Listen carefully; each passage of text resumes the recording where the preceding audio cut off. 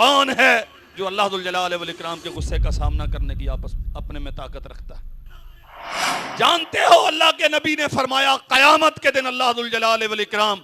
جن 3 بد نصیبوں کی طرف نظر رحمت سے دیکھے گا نہیں، ان سے کلام نہیں کرے گا، انہیں گناہوں سے پاک نہیں کرے گا، انہیں جنت میں داخل نہیں کرے گا، ان میں سے ایک وہ ہے یبیع سلعتہ بالحلف الکاذب، جو جھوٹی قسمیں اٹھا کے اپنا مال فروخت کرتا ہے۔ اور فرمایا رسول اللہ صلی اللہ علیہ وسلم نے من حلف علی یمین فاجرۃ لیقتطع بها مال امرئ مسلم لقی اللہ وہو علیہ غضبان،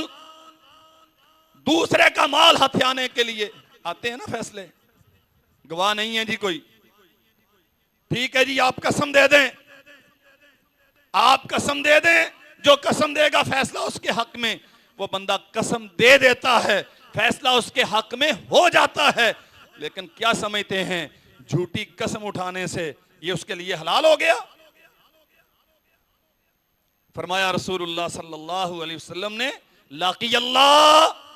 یہ جھوٹی قسمیں اٹھا کے دوسرے کے حق پہ قبضہ کرنے والا قیامت کے دن اللہ کی بارگاہ میں جائے گا وَهُوَ عَلَيْهِ غضبان، اور اللہ ذو الجلال والاکرام اس سے ملاقات کرے گا غصے کی حالت میں۔